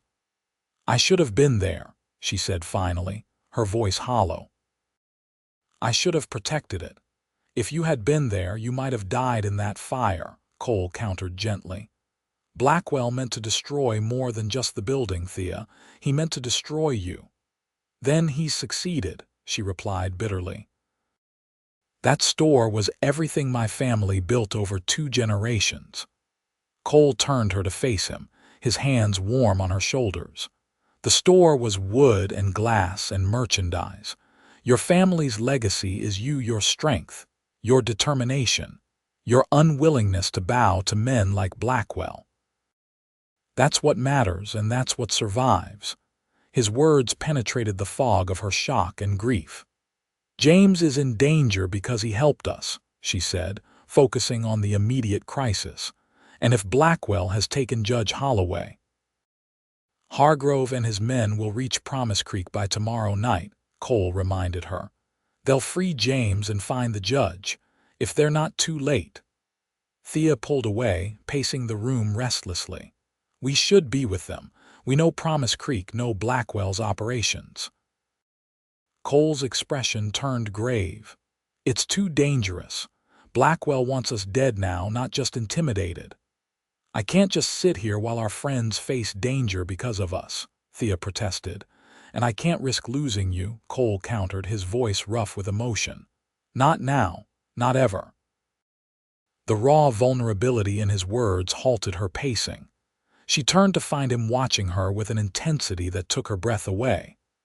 "I've lost everything else, Thea," he continued quietly. "My family, my reputation, years of my life. I can't lose you too."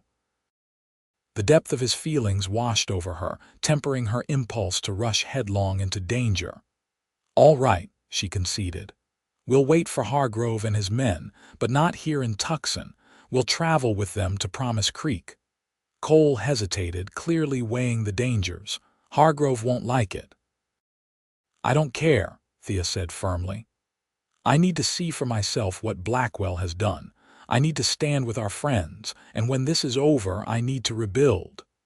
The determination in her voice must have convinced him, because after a moment, Cole nodded.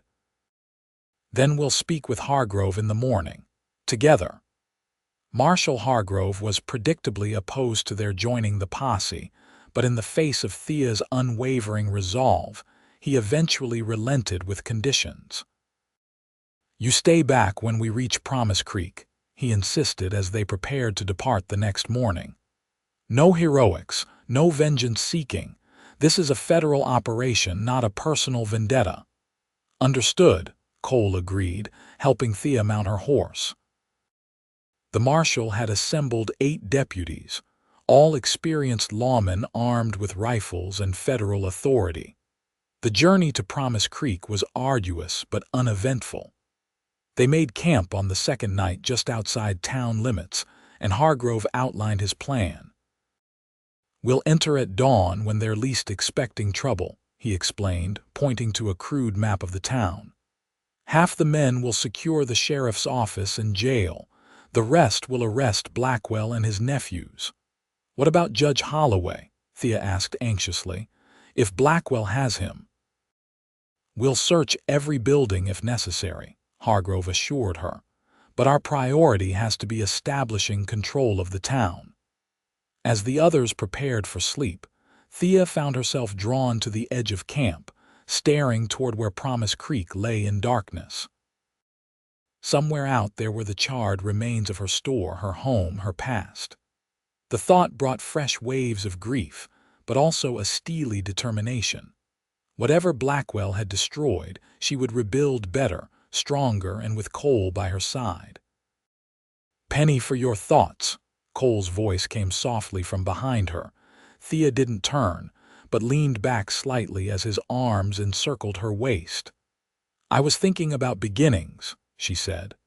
"About how sometimes things have to end before something new can grow." Cole's chin rested lightly atop her head.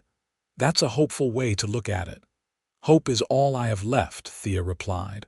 "Hope in you." His arms tightened around her. "You have more than that. You have friends who risked everything to help you.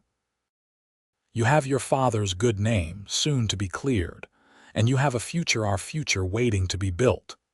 Thea turned in his embrace, looking up at his face, silvered by moonlight. "Promise me something, anything. Promise me that no matter what we find tomorrow, we'll face it together. No noble sacrifices, no sending me away for my own good." A smile tugged at the corner of Cole's mouth. "I think I know better than to try that with you by now." His expression sobered. "I promise.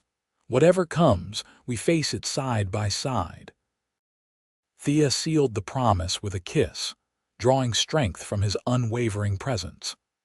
When they returned to the camp, she slept soundly for the first time in days, comforted by the knowledge that tomorrow would bring either justice or a reckoning, but either way, it would bring closure. Dawn broke with a copper-pink glow over the eastern hills as Hargrove's posse approached Promise Creek. The town seemed unnaturally quiet, with no early risers visible on the streets. "I don't like this," one of the deputies muttered. Where is everyone? Hargrove signaled for the group to halt just shy of the main street. Watson, take 3 men around the back way. Secure the jail first, then the telegraph office. The rest of you with me. We're heading straight for Blackwell's house. He turned to Thea and Cole. You two stay here until we give the all clear. Cole nodded, though Thea could see the reluctance in his stance. Part of him wanted to be riding with the lawmen, confronting Blackwell directly. But he had made her a promise and he would keep it. They watched from the cover of a small stand of cottonwoods as the posse split up, the first group disappearing down a side street while Hargrove led the remaining men toward the imposing house on the north end of town, where Silas Blackwell resided. Something's wrong, Cole murmured after several minutes had passed with no signs of resistance or alarm. It's too quiet. As if summoned by his words, a gunshot shattered the morning stillness, followed by a volley of shots from the direction of the jail. Shouts and the thunder of hooves suggested a full-scale battle had erupted. Cole instantly positioned himself in front of Thea, his gun drawn. We need to find cover. Now. More shots rang out, this time from Blackwell's house. Through the trees, they could see figures moving rapidly, taking positions behind buildings and rain barrels. Ambush, Cole said grimly. Blackwell must have been warned we were coming. Thea's mind raced.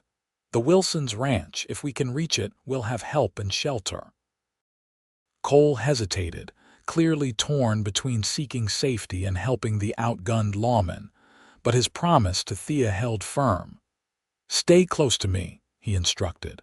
We'll circle around the back way, avoid the main fighting. They mounted quickly, spurring their horses away from the sounds of battle. But as they approached the southern edge of town, 3 riders appeared, blocking their path. Vernon Blackwell sat astride a large black horse, flanked by his brothers. All 3 men held rifles, and Vernon's smile held nothing but malice. Miss Grayson, Mr. Blackett. How thoughtful of you to return for the finale. Cole positioned his horse slightly in front of Thea's, his hand hovering near his holster. Your uncle's finished, Vernon. Even if you overcome Hargrove's men, the federal authorities know everything. There's nowhere for any of you to run. Vernon's smile didn't falter. Perhaps, but we can still make sure you don't live to see our downfall. He raised his rifle, starting with the lovely Miss Grayson. Time seemed to slow. Thea saw Cole move, drawing his gun with lightning speed even as he urged his horse sideways to shield her. Shots exploded in the morning air from Vernon's rifle, from Cole's pistol, from the brothers flanking Vernon. Cole's first shot caught Vernon in the shoulder, spinning him backward in his saddle. His second dropped one of the brothers from his horse. But the third brother's bullet found its mark, striking Cole in the side. Cole! Thea screamed as he swayed in the saddle. Despite his wound, Cole fired again, forcing the remaining Blackwell brother to retreat. Vernon, clutching his bleeding shoulder, shouted curses as he too withdrew, clearly deciding that continuing the fight wasn't worth the risk. As they disappeared back toward town, Thea urged her horse alongside Cole's. Blood had already soaked through his shirt, but his eyes were clear, focused on her face. "Are you hit?" he asked urgently. "No, but you are," she replied, reaching to steady him as he listed dangerously in the saddle. "We need to get you to a doctor." Cole shook his head. "Town's not safe." Wilson Ranch, like you said. With Thea supporting him as best she could, they managed to reach the Wilson Ranch 20 minutes later. The property was on high alert, with ranch hands positioned strategically around the perimeter. They were immediately recognized and escorted to the main house, where Clara rushed out to meet them. "Thank God you're alive," she exclaimed, then gasped as Cole nearly fell from his horse. "James, Pa, we need help here." Cole was carried inside and laid on a bed in the spare room. As Mr. Wilson and 2 hands rode for the doctor in the next town, Clara and Thea cut away Cole's bloody shirt to reveal a nasty wound in his right side. "Bullet went through," Clara observed with a practiced eye, pressing clean cloths against both entry and exit wounds. "That's good, no digging required, but he's lost a lot of blood." Cole drifted in and out of consciousness as the women cleaned and bandaged his wounds.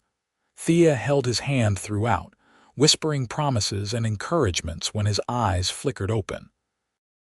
"Don't you dare leave me," she told him fiercely when they were alone for a moment. "Not now, not when we've finally found each other." A ghost of a smile touched Cole's pale lips. "Wouldn't dream of it," he managed. "Got plans. Remember?" Hours passed in anxious waiting. Outside, the sounds of distant gunfire continued sporadically, suggesting the battle in town was still ongoing.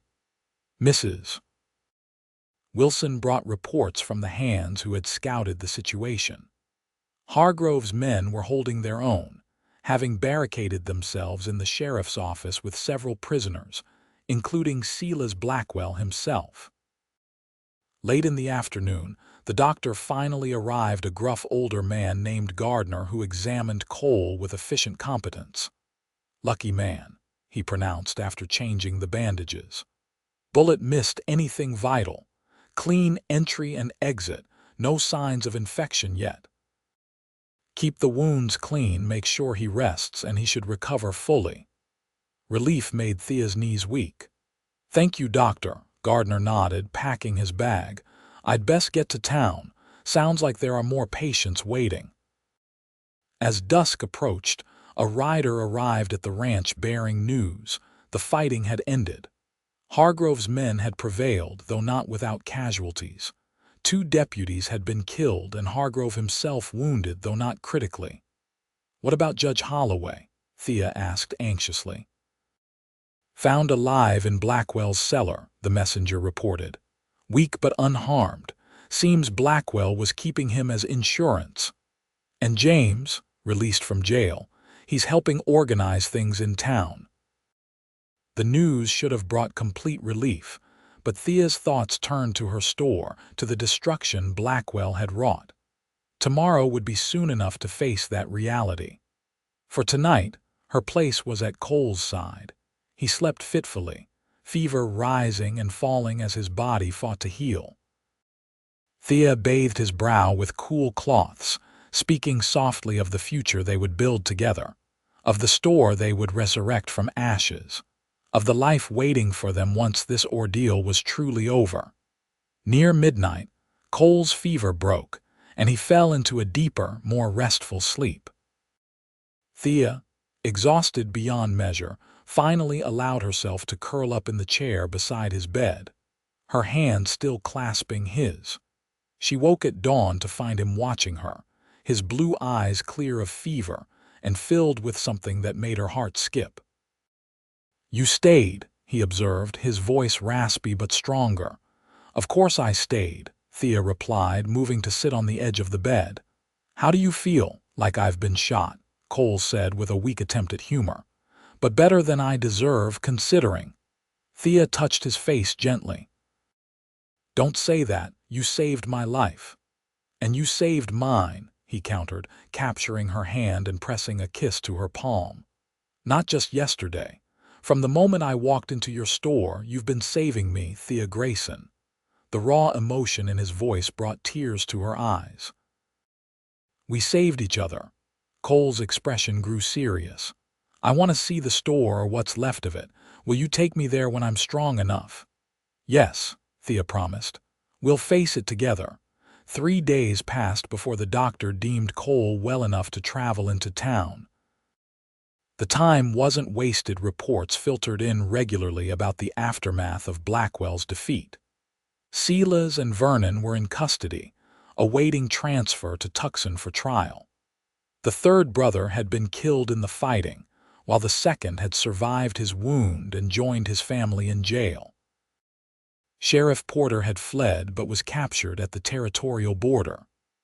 Under Hargrove's questioning, he had confessed to his role in covering up Thomas Grayson's murder, and to falsifying the telegrams about Cole's alleged criminal past. When they finally rode into Promise Creek, Cole moving slowly, still favoring his injured side, the town was beginning to return to a semblance of normality. The buildings along the main street showed signs of the recent battle. Bullet holes in wooden facades, broken windows hastily boarded up. But people nodded respectfully as they passed, a few even calling out greetings and thanks. Thea steeled herself as they approached the site where Grayson's general store had stood. The building was indeed gone, reduced to a blackened foundation and charred timbers. Yet someone had already begun clearing the debris, stacking salvageable lumber to one side. James Wilson straightened as they approached, wiping sweat from his brow. "Thought you might come today," he said, offering Cole a careful handshake, mindful of his injury. "Figured we'd get a head start on the cleanup." Thea dismounted, surveying the devastation with a strange sense of detachment. The grief she'd expected was present but muted, overshadowed by a growing determination. "Thank you, James. This means more than I can say." "Not just me," James corrected, gesturing to where several townspeople were working: Clara, the blacksmith, and his sons, even Mrs. Peterson and her granddaughter.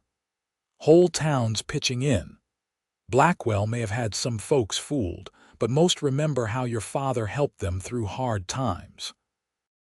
Cole had joined them, moving stiffly but insistent on seeing everything for himself. "Any chance of salvaging merchandise from the cellar?" James shook his head grimly. Fire was too hot, too thorough.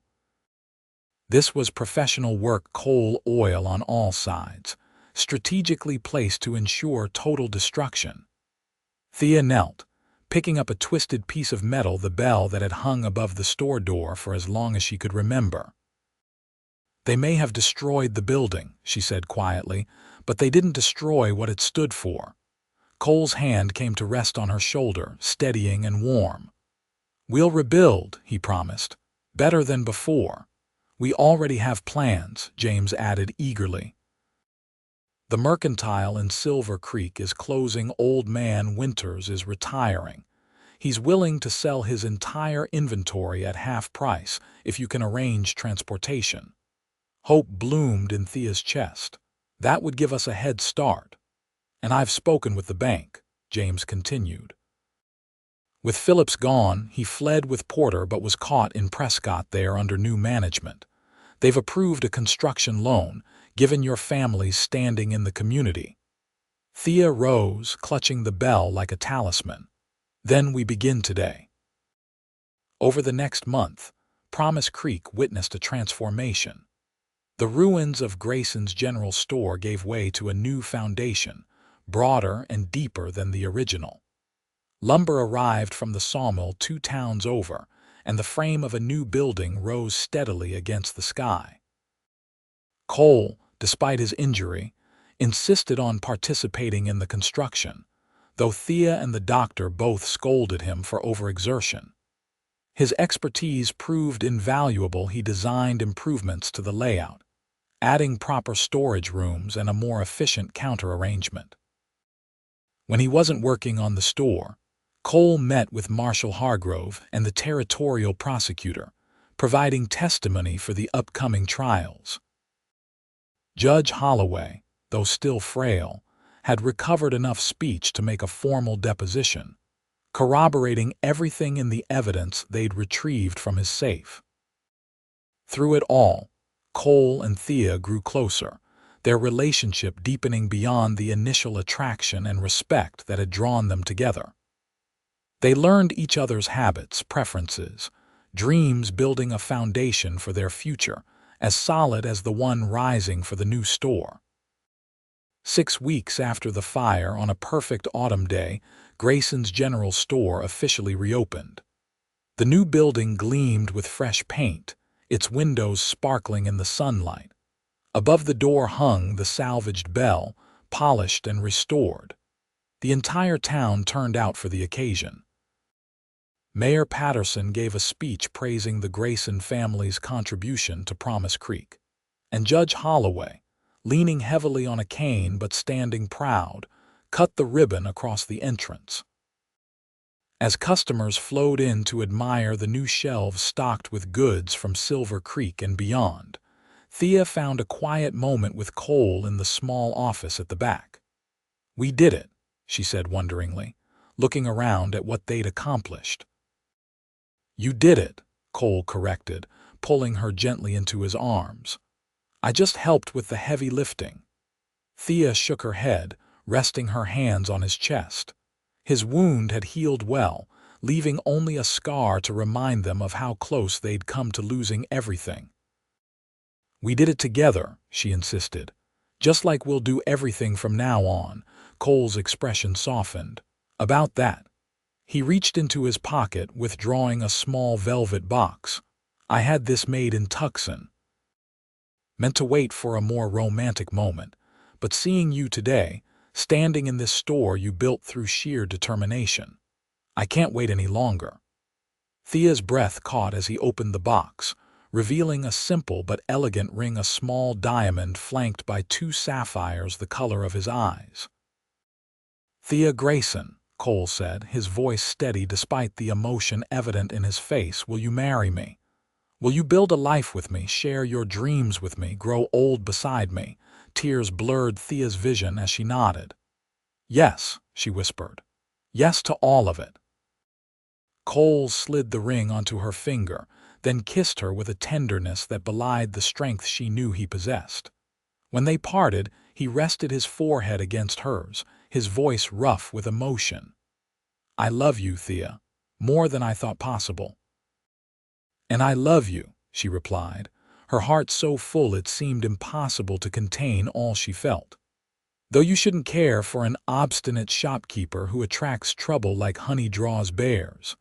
A laugh rumbled through Cole's chest. "You shouldn't care," he agreed, echoing the words that had become a touchstone between them. "But I do." "Then I guess you shouldn't breathe either." Thea completed their private ritual, smiling up at the man who had changed her world. "Not without you," Cole promised, sealing the vow with another kiss. 1 year later, the winter snows had melted, giving way to the first tentative blossoms of spring. Grayson's General Store, now officially Grayson and Blackett's according to the freshly painted sign, was thriving. The past year had seen Promise Creek grow as word spread of Blackwell's downfall, and the new, honest leadership that had replaced his corrupt influence. Thea stood on the porch of their new home, a comfortable 2-story house built beside the store, just as Cole had promised. Her hand rested lightly on her slightly rounded belly, a secret they'd only just begun sharing with close friends. Inside, she could hear Cole talking with James Wilson about expanding the freight service that now connected Promise Creek to the railroad 40 miles south, not where Blackwell had claimed it would be, but close enough to bring prosperity to the town. The trials had concluded months ago, with Silas Blackwell and his surviving nephew sentenced to hang for murder and weapons smuggling. Sheriff Porter had received 20 years in the territorial prison. Justice had been served, though Thea found that vengeance mattered less to her now than the future she and Cole were building. Judge Holloway had performed their wedding ceremony last summer, his speech still halting but his joy evident as he pronounced them husband and wife. Clara had been maid of honor, with James standing as Cole's best man. The entire town had turned out to celebrate, a far cry from the suspicious looks that had greeted Cole upon his arrival. The sound of hoof beats drew Thea's attention to the road, where a rider approached at an easy trot. She recognized the federal marshal's distinctive silhouette. "Marshal Hargrove," she called as he dismounted. "What brings you to Promise Creek?" Hargrove tipped his hat, a rare smile creasing his weathered face. "Good news, Mrs. Blackett. Thought I'd deliver it personally." Cole appeared in the doorway, wiping his hands on a cloth. "Frank, Didn't expect to see you again so soon. Got word from Denver yesterday, Hargrove announced. All charges against you have been officially dismissed. The cattle baron who framed you has confessed to his connection with Blackwell and the falsified evidence. You're a free man, Cole, completely and legally. Thea felt tears spring to her eyes as she turned to her husband. The shadow that had lingered over him, the fear that someday his past might return to haunt them, was finally lifted. Cole stood stunned for a moment, then a slow smile spread across his face. "Free," he repeated, testing the word. He looked at Thea, at the home they'd built together, at the life growing within her. "I've been free since the day I walked into your store, Thea, but it's nice to have the law agree." Later that evening, after Hargrove had gone and they'd shared the news with their friends, Thea and Cole sat on their porch swing, watching the stars emerge in the deepening twilight. Her head rested on his shoulder, his arm wrapped securely around her. "What are you thinking?" Cole asked, his fingers gently tracing patterns on her arm. "I'm thinking about that day you first arrived," Thea replied. "How close I came to sending you away, how different everything would be if I had." "You wouldn't have sent me away," Cole said confidently. "You needed help too badly." Thea laughed softly. "Perhaps, or perhaps I saw something in you even then, something worth trusting, worth caring about." "You shouldn't care," Cole teased, pressing a kiss to her temple. "Then I guess I shouldn't breathe either." Thea completed their familiar exchange, turning her face up to his. The love she saw reflected in his eyes still took her breath away, a year after they'd spoken their vows. As Cole lowered his lips to hers, Thea knew with perfect certainty that whatever challenges lay ahead, they would face them together, two people who had found in each other not just love, but home.